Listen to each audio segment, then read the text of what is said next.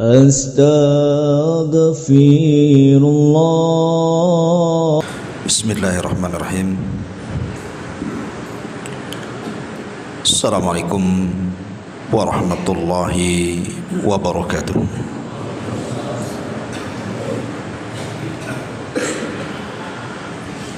Alhamdulillah. Alhamdulillahilladzi bi ni'matihi tatimmus shalihat. Asyhadu an la ilaha illallah wahdahu rabbi la syarika lah. Lahul mulku wa lahul hamdu yuhyi wa yumitu wa huwa ala kulli syai'in qadir. Wa asyhadu anna Muhammadan abduhu wa rasuluh wa safiyyuhu wa mukhtaruhu ala khalqihi wa khaliluh. Arsalahu Allahu rahmatan lil alamin wa akhrajan nasa minadh dhulumati ilan nur, amma ba'du. Alhamdulillah, di malam hari ini balik kita bisa duduk untuk bertalabul ilmi di Masjid Nurul Hidayah ini, dan kita masuk pada permulaan kitab yang kita akan kaji, Kitabut Tauhid. Di sini mu'alif rahimahullahu ta'ala menyebutkan beberapa dalil dari Al-Quran dan juga hadis-hadis Nabi sallallahu alaihi wa ala alihi wasallam. Kitabu At-Tauhid, kitab yang berbicara tentang At-Tauhid. Wa qaulullahi azza wa jal, wa ma khalaqtul jinna wal insa illa liya'budun. Dan tidaklah aku ciptakan jin dan juga manusia kecuali dalam rangka untuk beribadah kepadaku. Wa qauluhu, dan juga firman-Nya, wa laqad ba'atsna fi kulli ummatin rasulan an i'budullaha wajtanibut taghut. Dan sungguh kami telah mengutus pada tiap-tiap umat ini seorang rasul, utusan. Tugas mereka menyampaikan kepada umatnya, u'budullaha, sembahlah Allah dan jauhi sesembahan selain daripada Allah alias taghut. Kita bahas dua ayat ini. Ma'asyiral muslimin wal muslimat rahimani wa rahimakumullah. Di sini Allah Subhanahu wa taala mengatakan, wa ma khalaqtul jinna wal insa. Tidaklah aku ciptakan jin dan manusia. Didahulukan kalimat jin kemudian manusia, karena memang secara tartib penciptaan seperti itu,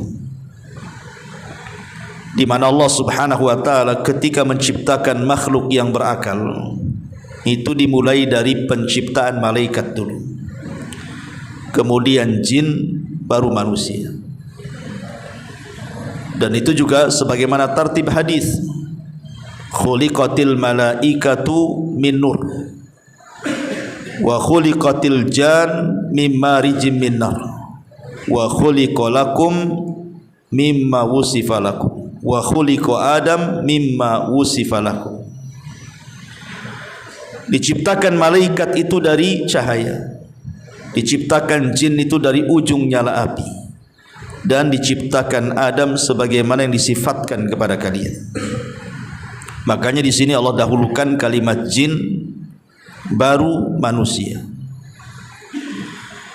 Kemudian Allah mengatakan illa liya'budun, kecuali diciptakan jin dan manusia itu hikmahnya adalah agar mereka beribadah kepadaku.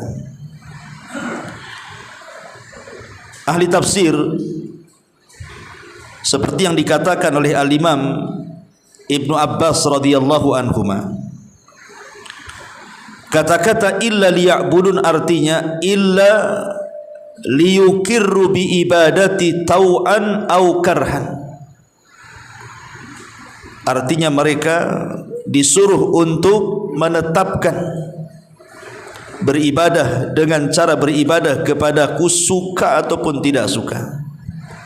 Mereka disuruh untuk menetapkan ibadah kepada Allah. Dalam riwayat yang lain, illa liwahidun, artinya untuk mentauhidkan aku. Ma'asyiral muslimin yang dimuliakan Allah Subhanahu wa taala. Kemudian juga dikatakan oleh ahli tafsir yang lainnya, maksudnya adalah kalimat wa ma khalaqtul jinna wal insa illa liya'budun, artinya innama khalaqtuhum, sesungguhnya aku ciptakan mereka, maksudnya jin dan manusia itu, li'amurahum biibadati, agar aku perintahkan mereka beribadah kepadaku, la lihtiyaji ilaihim, bukan karena aku berhajat kepada mereka. Para ulama ketika memberikan faedah kepada ayat ini, ada beberapa faedah yang bisa kita ambil. Yang pertama,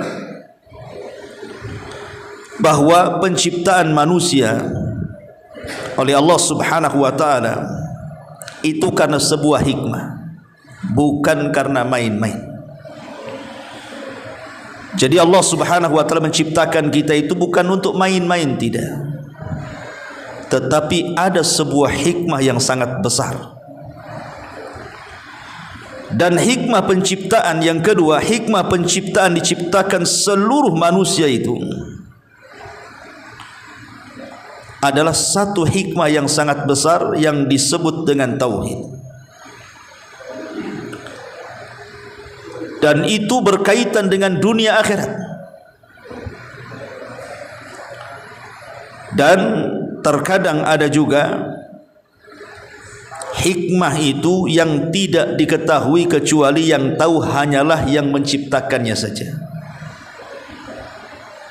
Okelah, kita tahu dalam ayat ini, oh, di antara hikmah diciptakan kita manusia dan jin itu adalah untuk beribadah. Tapi bukan semata-mata ini, ada hikmah yang lain yang tidak ada yang tahu kecuali Allah Subhanahu wa taala. Karena kalau seandainya Allah tidak ciptakan manusia, apakah madarat bagi Allah? Anggaplah Allah tidak ciptakan kita, apakah itu memadaratkan bagi Allah? Tidak. Tetapi kenapa Allah Subhanahu wa taala menciptakan kita? Nanti kita akan jelaskan apa hikmahnya. Kenapa Allah Subhanahu wa taala sampai menciptakan kita? Yang kedua, kenapa Allah Subhanahu wa taala menciptakan manusia kemudian disuruh untuk beribadah kepada Allah padahal Allah tidak berhajat kepada ibadahnya? Kemudian yang ketiga, bukankah sebelum manusia ada makhluk yang sudah beribadah kepada Allah, para malaikat? Kenapa pula diciptakan manusia untuk beribadah kepada Allah Azza wa Jalla? Ini kan pertanyaan-pertanyaan yang harus dijawab. Ma'asyiral muslimin yang dimuliakan Allah Subhanahu wa taala. Adapun hikmah kenapa manusia diciptakan, disebutkan oleh para ulama, fal hikmatu min khalqil insan. Adapun hikmah kenapa manusia diciptakan, huwa an yakuna abdan lillahi alal ardi allati istakhlafahu fiha liyamtahinahu rabbuhu. Jadi kenapa Allah menciptakan kita, saya, antum dan yang lainnya? Kenapa Allah ciptakan? Para ulama mengatakan an yakuna abdan lillah, supaya kita menjadi hambanya Allah di permukaan bumi, di mana kita sudah dijadikan khalifah, makhluk yang akan terus ada. Khalifah itu artinya yakhlufu ba'duhu ba'dha, makhluk yang bergenerasi, disebut khalifah. Lah, apa tujuannya? Agar Allah Subhanahu wa taala memberikan ujian kepada kita. Lah, ujian itulah yang disebut dengan ibadah. Jadi ibadah itu ujian bagi manusia. Untuk apa coba ujian ini? Supaya Allah subhanahu wa ta'ala melihat mana di antara hamba-hambanya yang dusta, mana di antara hamba-hambanya yang jujur. Sebab kalau tidak diberikan ujian, mana Allah tahu siapa di antara hamba yang beriman, siapa di antara hambanya yang kufur. Makanya Allah uji manusia dengan cara apa? Diperintahkan ibadah. Jadi ibadah diperintahkan itu untuk membedakan. Ma'asyiral muslimin yang dimuliakan Allah subhanahu wa ta'ala, lah ketika Allah menciptakan makhluk berupa manusia ini, kemudian dia memberikan rizki kepada kita, kemudian menghidupkan dan mematikan kita, dan segala hajat yang kita hajatkan Allah penuhi semuanya. Allah berhajat dengan perbuatan makhluknya atau amalannya atau ibadahnya? Tidak juga. Ataupun dalam rangka menyempurnakan zatnya? Tidak, karena zat Allah itu sudah sempurna. Lalu kenapa Allah subhanahu wa ta'ala menciptakan kita? Padahal Allah subhanahu wa ta'ala tidak berhajat dengan kita. Jawabannya adalah Allah menciptakan makhluk itu di mana Allah ingin menunjukkan, ingin menampakkan bahwa Allah adalah zat yang maha sempurna, di mana dia sanggup menciptakan siapapun yang dikehendakinya. Itu jawabannya. Saya ulangi biar antum paham bahwa Allah subhanahu wa ta'ala ketika menciptakan kita itu, Allah tidak berhajat kepada kita, tidak berhajat kepada amalan kita, tidak berhajat kepada ibadah kita. Dan bukan karena Allah menciptakan kita ini ingin menyempurnakan dirinya, tidak, karena dia sudah sempurna. Buat apa lagi disempurnakan? Lalu kenapa kemudian Allah ciptakan kita kalau Allah tidak berhajat kepada kita? Allah ingin menunjukkan tentang kesempurnaannya. Allah ingin menunjukkan dan menampakkan tentang zatnya yang sempurna, bahwa dia ala kulli syai'in qadir, atas segala sesuatu itu maha mampu. Bisa dipahami enggak? Putar-putar saya ini kayak. Dan itu berdasarkan firman Allah subhanahu wa ta'ala dalam surah At-Talaq ayat 12. Allahul ladzi khalaqa sab'a samawatin wa minal ardi mithlahun yatanazzalul amru bainahun lita'lamu annallaha ala kulli syai'in qadir wa annallaha qad ahata bi kulli syai'in ilma. Allah yang menciptakan tujuh langit, dan dari penciptaan bumi juga serupa 7 lapis bumi ke bawah. Perintah Allah berlaku padanya agar kamu tahu bahwa Allah itu maha kuasa atas segala sesuatu, dan agar kamu tahu bahwa ilmu Allah itu benar-benar meliputi segala sesuatu. Jadi ketika Allah subhanahu wa ta'ala menciptakan kita ini, Allah ingin menunjukkan kemahakuasaannya, kesempurnaan zatnya, kesempurnaan nama dan sifatnya, bahwa dia sanggup melakukan segalanya. Bukan karena Allah menciptakan kita Allah berhajat kepada kita, tidak. Allah tidak berhajat dengan kita, kita yang berhajat dengan Allah azza wa jalla. Tapi Allah ingin menunjukkan bahwa dia itu zat yang sempurna, itu saja. Ma'asyiral muslimin yang dimuliakan Allah subhanahu wa ta'ala, kalau kemudian pertanyaannya menyusul tadi, bukankah Allah subhanahu wa ta'ala sudah menciptakan malaikat sebelum kita, dan para malaikat diciptakan hanya untuk beribadah kepada Allah saja? Lalu kenapa kemudian Allah menciptakan manusia dan disuruh pula beribadah kepada Allah? Kalau Allah tidak berhajat dengan kita, kan cukup menciptakan malaikat saja. Apalagi malaikat itu la ya'sunallah ma amarahum wa yaf'aluna ma yu'marun. Mereka tidak pernah bermaksiat kepada Allah, apapun yang Allah perintahkan mereka lakukan. Tapi manusia itu ada yang beribadah, yang tidak.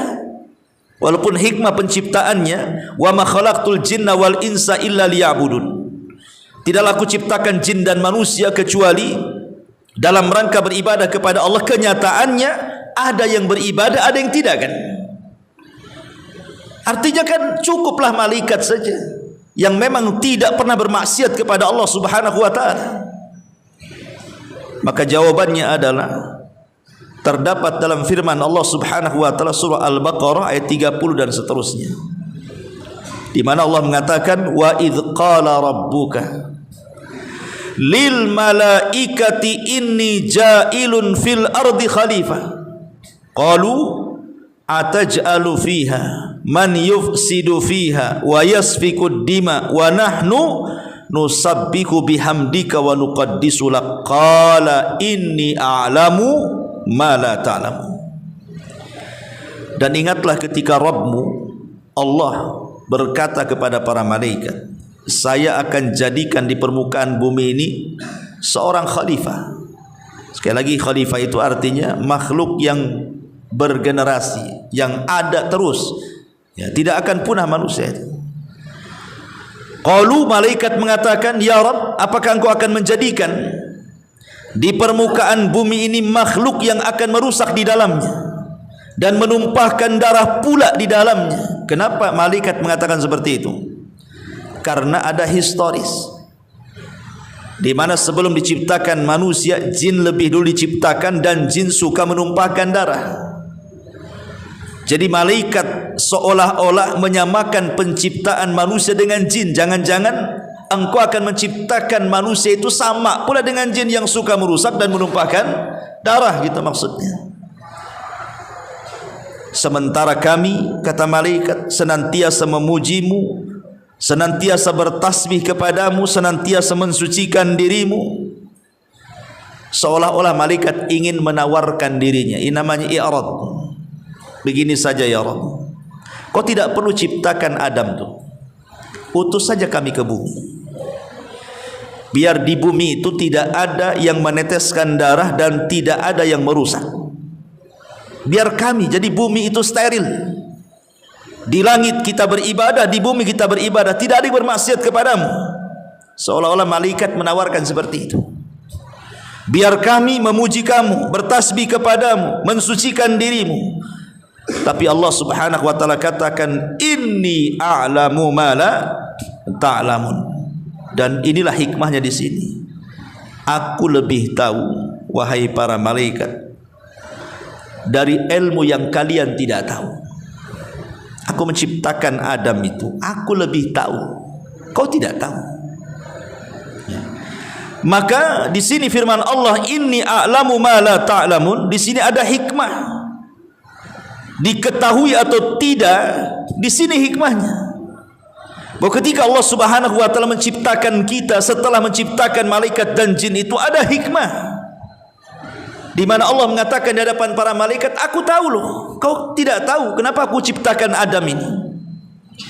Dan buktinya akhirnya dari Adam inilah lahir para nabi yang jauh lebih mulia dibandingkan para malaikat.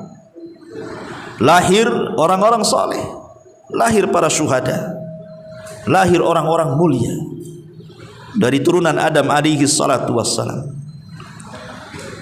Makanya akhirnya kemudian ketika itu malaikat hanya menyerahkan urusannya kepada Allah dan mengatakan, qalu la ilma lana illa ma 'allamtana innaka antal alimul hakim.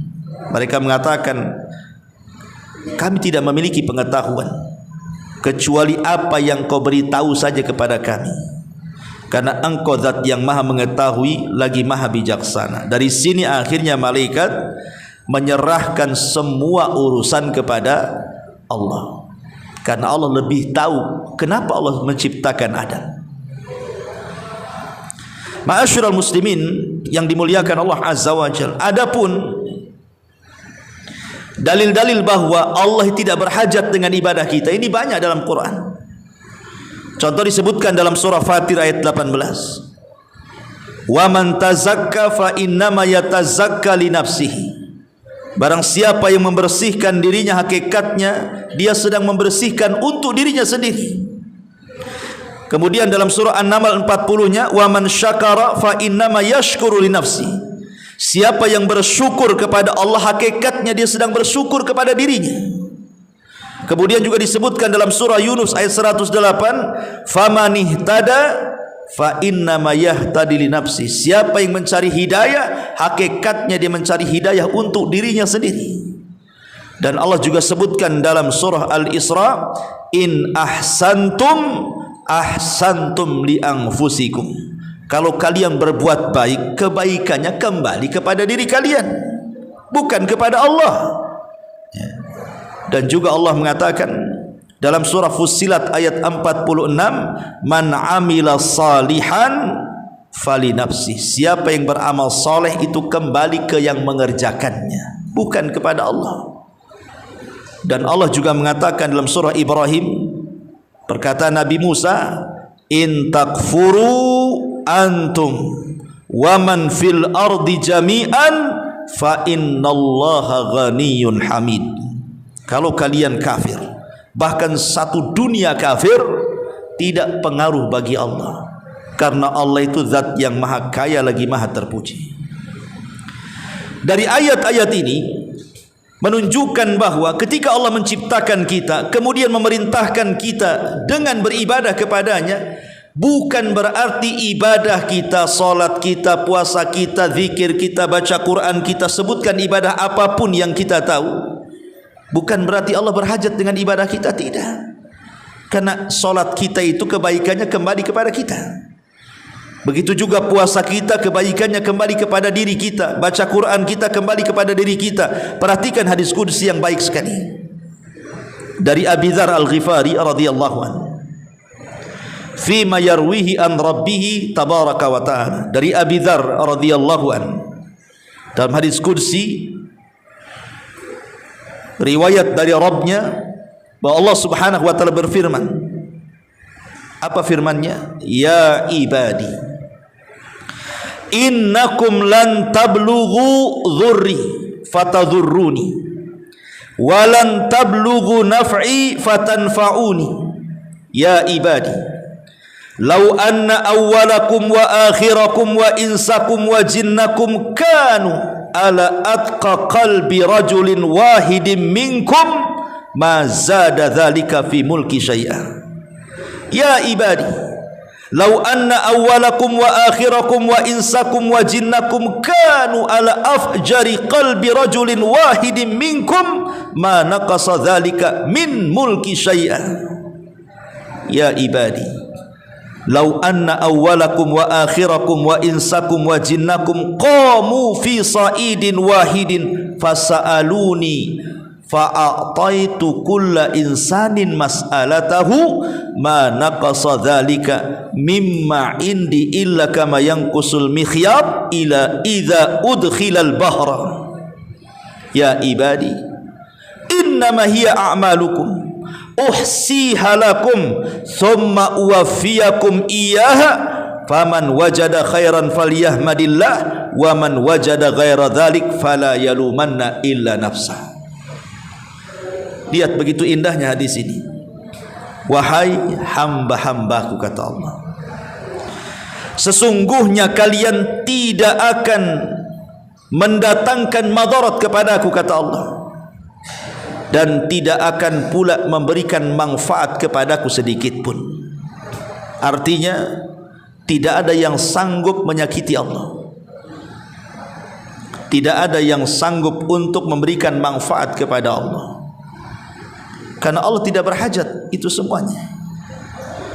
Kemudian kata Allah, wahai hamba-hambaku, kalau seandainya orang yang pertama di antara kalian dan orang yang terakhir di antara kalian, baik manusianya atau jinnya, semua berada pada satu hati yang paling bertakwa di antara kalian, maknanya satu dunia tidak ada yang bermaksiat, semua baik, tidak ada yang kafir, tidak ada yang munafik, tidak ada Yahudi, tidak ada Nasrani, tidak ada Majusi, tidak ada orang-orang musyrik, semua beriman. Seandainya satu dunia seperti itu, apa kata Allah subhanahu wa ta'ala? maka itu tidak pernah sedikit pun menambah kerajaan diriku, sedikit pun tidak bergeming kerajaanku. Kemudian Allah mengatakan, wahai hamba-hambaku, jika orang yang pertama kalian, orang yang terakhir kalian, jin kalian dan manusia kalian berada dalam satu hati, di mana satu hati itu di atas hati yang paling jahat, tidak ada yang beriman satu dunia, anggap semua satu dunia musyrik kepada Allah Azza wa Jalla, taruhlah seperti itu, tidak ada yang beriman. Apa kata Nabi SAW? Maka Allah berfirman, ma naqasa dzalika min mulki syai'a, itu pun tidak mengurangi kerajaanku sedikit pun. Kalaupun semua orang yang beriman tidak menambah kerajaan Allah, tidak pula ketika semua orang kufur berkurang pula kerajaannya. Dari sini kita tahu apa? Allah tidak berhajat dengan kita, walaupun satu dunia beriman tuh. Begitu juga kalau satu dunia kufur pun tidak memudaratkan Allah sedikit pun. Lalu apa hajat Allah kepada kita? Kita yang berhajat kepada Allah. Antumul fuqara ilallah, kata Allah. Kalian itulah yang berhajat kepada Allah. Kemudian kata Nabi SAW, wahai hamba-hambaku, kalau seandainya orang yang pertama di antara kalian, orang yang terakhir di antara kalian, jin kalian dan manusia kalian, satu dunia ini mereka berkumpul di satu tempat yang sangat luas, kemudian mereka meminta kepadaku sesuai dengan hajat mereka. Yang satu minta mobil, yang satu minta rumah, yang satu minta tanah, yang satu minta istri, yang satu minta kerja, yang terserah. Satu dunia minta, kata Allah. Kemudian aku berikan setiap permintaannya satu-satu. Maka itu hanya seperti jarum yang ditetes, yang dicelupkan ke dalam air lautan, kemudian diangkat kembali. Kemudian satu tetes itulah cukup untuk kebutuhan hajat seluruh manusia dari permintaannya. Sementara kekayaan Allah itu sebentang lautan yang tidak bertepi. Artinya cukup satu tetes saja, cukup itu untuk manusia semuanya tuh. Kemudian Allah Subhanahu wa taala mengatakan, innama hiya a'malukum uhsiha lakum. Innama hiya a'malukum uhsiha lakum. Wahai hamba-hambaku, sesungguhnya semua itu adalah amalan-amalan kalian yang aku akan catat semuanya. Itulah amalan-amalan kalian yang akan aku catat. Tsumma uwaffiyakum iyyaha. Kemudian aku sempurnakan balasannya kelak pada hari kiamat. Faman wajada khairan, maka barang siapa yang mendapatkan kebaikan, hendaklah dia memuji Allah, falyahmadillah. Wa man wajada ghaira dzalik, tapi kalau dia mendapatkan catatannya, balasannya, tidak mendapatkan kebaikan, fala yalumanna illa nafsah, jangan mencela siapapun kecuali celalah diri-diri kalian. Lihat hadis ini, dalil yang tegas dan jelas bahwa ketika Allah Subhanahu wa taala katakan, wa ma khalaqtul jinna wal insa illa liya'budun, tidaklah aku ciptakan jin dan manusia kecuali untuk beribadah, itu maknanya Allah tidak berhajat dengan ibadah kita sama sekali. Lalu apa untungnya ibadah itu? Kembali kepada kita yang beribadah, manusia yang berhajat dengan ibadah itu. Ma'asyiral muslimin yang dimuliakan Allah Subhanahu wa taala. Dan tadi sudah saya katakan bahwa perintah ibadah itu ujian dari Allah. Ujian dari Allah untuk apa? Supaya terpisahkan mana yang baik, mana yang buruk. Dan itu disyaratkan dalam surah Al-Imran ayat 179. Maka Allah liyadharal mu'minina ala ma antum alaihi hatta yamizal khabitha minat tayyib. Allah tidak akan membiarkan orang-orang beriman sebagaimana dalam keadaan kamu sekarang ini, sehingga dia membedakan mana yang buruk dari yang baik, mana yang buruk dari yang baik. Sebab kalau Allah Subhanahu wa taala tidak memperkenalkan dirinya kepada hamba-hambanya dan memerintahkan hamba-hambanya untuk beribadah kepada Allah Azza wa Jalla, Allah biarkan begitu saja. Apa yang terjadi, ikhwan? Boleh jadi sebagian mereka ada yang menyembah gunung, ada yang menyembah lautan, ada yang menyembah binatang, ada yang menyembah akar-akaran, ada yang menyembah kayu, macam-macam akhirnya kan. Kalau seandainya Allah tidak mengutus nabinya, kemudian menjelaskan siapa Tuhannya, kemudian menjelaskan bagaimana cara menyembahnya, bagaimana cara mentauhidkan Allah, tentu manusia akan mencari sesembahan sesuai dengan seleranya.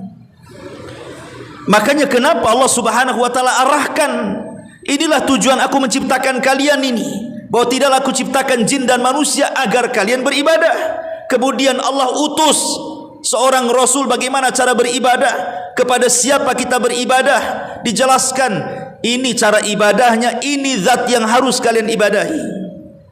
Akhirnya luruslah fitrah manusia. Kalau itu tidak diperintahkan, rusak manusia itu. Nanti sebagian manusia ketika mencari sesembahan selain daripada Allah itu sesuai dengan seleranya. Ini saja yang sudah jelas-jelas perintah tauhid itu di dalam Al-Quran dan Sunnah, dan juga agama-agama sebelum Islam juga mengajarkan tauhid. Masih juga ada orang-orang yang jauh daripada tauhid. Ada yang di antara kita ada yang tidak menyembah Allah Azza wa Jalla. Ma'asyiral muslimin yang dimuliakan Allah Subhanahu wa taala. Berarti di sini ada beberapa hikmah yang ingin saya jelaskan.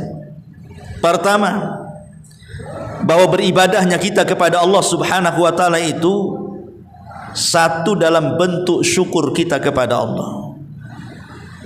Dalam bentuk syukur kita kepada Allah Subhanahu wa taala. Kenapa demikian?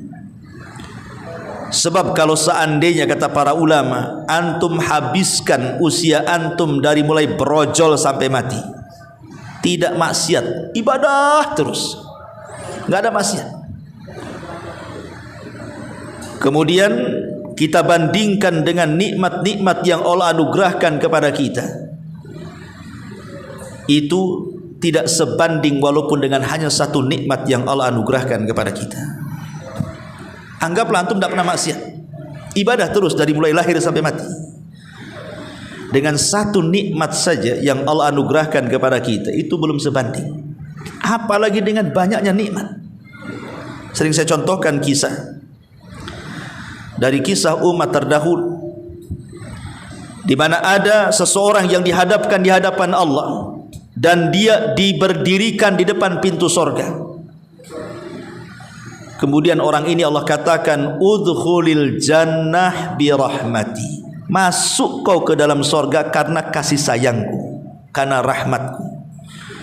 Karena orang masuk sorga itu karena rahmat, tapi orang masuk neraka karena keadilan. Tiba-tiba orang ini mengatakan, oh tidak mau. Orang yang masuk sorga karena rahmatmu ya Rabb itu orang-orang yang berdosa, kemudian tobat, kau kasihi dia, makanya kau masukkan ia ke dalam sorga karena kasihan kamu kepada dia, itulah karena rahmatmu katanya. Lah aku gak pernah maksiat kok katanya. Jadi Allah katakan, lalu maumu apa kan begitu? Orang ini mengatakan, masukkan aku ke dalam sorga bukan karena rahmatku, tapi karena amalanku. Dia minta masuk sorga karena amalannya, karena dia tidak pernah maksiat masalahnya. Kata Allah, baik, sekarang hitung pahalamu sejak kau lahir sampai kau mati itu. Nah, hitung pahalamu berapa. Dihitung. Rupanya tidak sebanding dengan satu nikmat yang Allah anugerahkan kepadanya. Apa itu? Nikmatul basar, nikmat bisa melihat. Nikmat bisa melihat. Akhirnya ketika dibandingkan dengan satu nikmat saja tidak sebanding, masih besar nikmat melihat, bagaimana nikmat-nikmat yang lainnya? Maka dia takut kalau tidak bisa masuk surga. Akhirnya dia mengatakan, ya Rabb adkhilnil jannah bi rahmatika, ya sudahlah masukkan aku dengan rahmatmu ya Rabb, terserahlah katanya. Karena takut tadi masukkan ke surga tuh. Karena begini ikhwan, Terkadang satu nikmat itulah yang menjadikan orang bertakwa kan. Kan ada riwayat yang mengatakan ada seorang hamba itu sengaja Allah sakitkan, tidak dibuat sehat, sebab kalau dia sehat kufur dia. Ada orang yang sengaja dibalik, sengaja oleh Allah Subhanahu wa taala sakitkan dia, sebab kalau sehat dia kufur. Sebagaimana ada orang yang kemudian disehatkan ketika dia sakit dia kufur, atau sebagaimana ketika orang itu sengaja Allah miskinkan dan tidak Allah buat kaya, sebab kalau dia kaya dia bisa melampaui batas, atau sengaja Allah Subhanahu wa taala buat dia kaya, sebab kalau dia miskin dia bisa kufur. Jadi ada orang-orang yang Allah buat seperti itu. Maka di antara hikmah kenapa kemudian kita diperintahkan ibadah oleh Allah Subhanahu wa taala, pada Allah tidak berhajat dengan kita, dan Allah itu ghani, maha kaya, tidak berhajat dengan kita. Hikmahnya adalah dalam bentuk syukur kita kepada nikmat Allah Subhanahu wa taala. Oh, satu nikmat saja kalau kita habiskan ibadah kita, waktu kita dengan beribadah, itu tidak sebanding bagaimana dengan nikmat yang Allah berikan kepada kita yang begitu banyak itu. Yang Allah katakan, wa in ta'uddu ni'matallah la tuhsuha. Kalau kalian hendak menghitung nikmat Allah, kalian tidak akan sanggup. Bahkan istilah Buya Hamka itu, kalau seandainya Anda menghitung nikmat Allah dengan komputernya sudah rusak, nikmat Allah belum juga penuh dalam komputer itu, saking banyaknya. Kemudian yang kedua,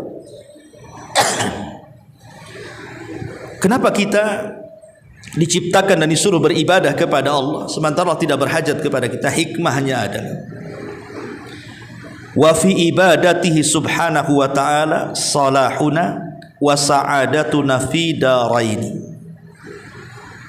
adalah untuk kebaikan kita, dunia kita dan akhirat kita. Karena sebab itulah kita berhajat kepada ibadah kepada Allah Subhanahu wa ta'ala. Dikatakan oleh Qatadah, seorang ulama salaf dan yang lainnya, innallaha lam ya'muril ibad bima amarahum bihi lihajatihi ilaihi. Sesungguhnya Allah tidak pernah memerintahkan hamba-hambanya dengan apa-apa yang Allah perintahkan kepada mereka karena hajat Allah kepada ibadah mereka. Wala nahahum anhu bukhlan minhu, dan juga Allah tidak mencegah mereka karena kebahilannya. Bal amarahum bima fihi salahuhum wa nahahum amma fihi fasaduhum.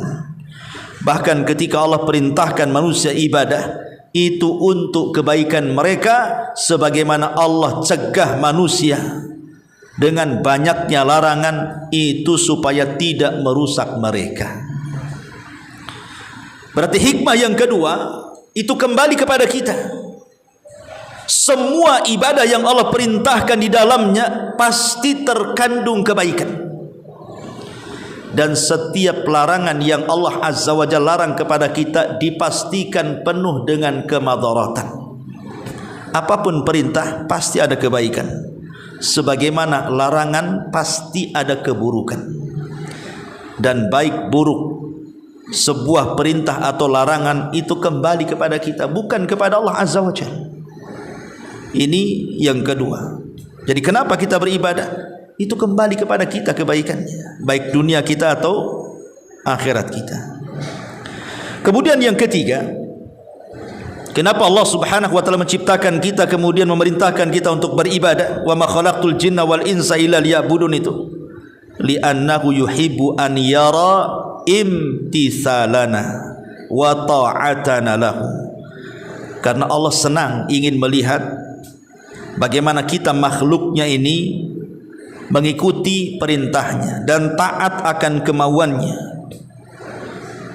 Karena begini ikhwan, jangankan kita, walillahi mathalul a'la ya, Allah itu tentu permisalan lebih tinggi daripada makhluk. Kalau seandainya antum bekerja di sebuah perusahaan, Atau mungkin Anda seorang pejabat di sebuah instansi pemerintahan yang di atas Anda masih ada pemimpin, atau mungkin di kepolisian atau di ketentaraan, di mana di atas kita ada pimpinan kita.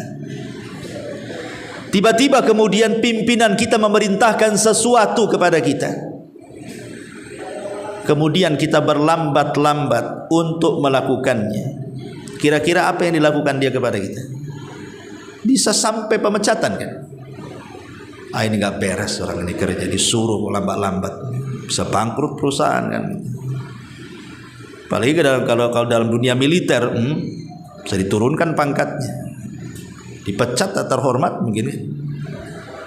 Jangankan itu ditilang saja, kita agak sedikit bentak, nambah tilangnya melawan petugas katanya. Gitu ya kan? Ya.